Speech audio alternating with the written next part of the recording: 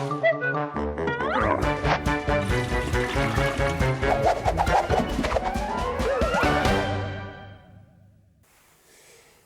what's this? A sort of tacky jewellery almost. It's very pink, isn't it?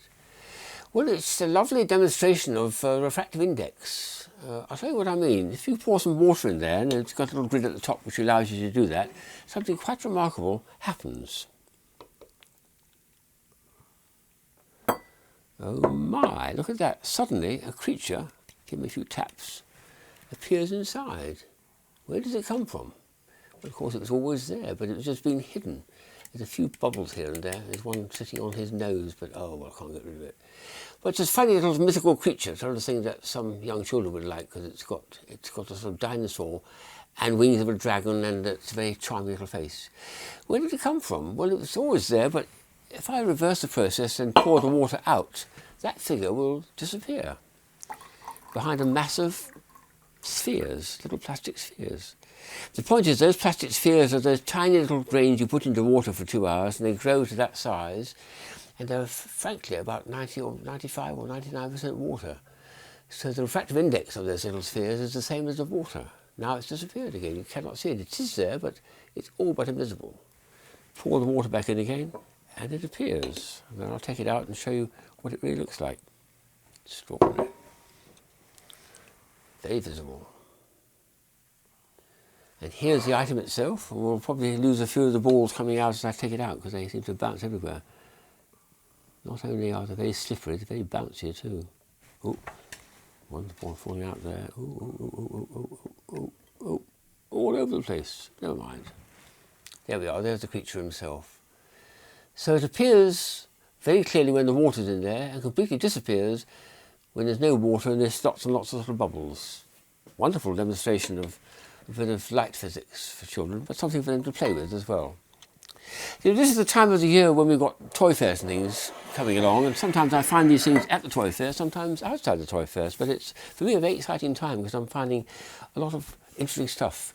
This is one, for instance, I've been waiting for a whole year, because I saw this last year at the New York Toy Fair.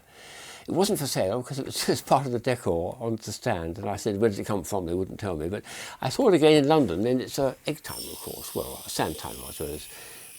But the sound is lovely. It's making a sort of metallic sound, because there's a tiny little, not grains of sand, but a tiny little ball, like almost like ball bearings. Certainly made of metal. I don't know what the metal is, whether it's covered over or what, but it takes only about 2 minutes, I timed it, to run through. So if you're doing an egg, you'll have to turn it over halfway through and have another 2 minutes for a 4-minute egg, I suppose. And then it works very well. But this is a lovely addition to my collection of sand timers, because it's got a most beautiful and elegant appearance, and I'm very, very pleased after 12 months wait to finally get one for my collection. Here's another item which I saw last autumn, I think, in Boston, but it's now made a form of a greeting card. I gave one just recently to one of my great nieces who's 7 years old. It's this wonderful sequin thing where each of these, when they're stroked, instantly turns over and shows the other side of the sequin, which is a different colour. So it's gone from white to silver, and these all change colour as well. And then you stroke it back again.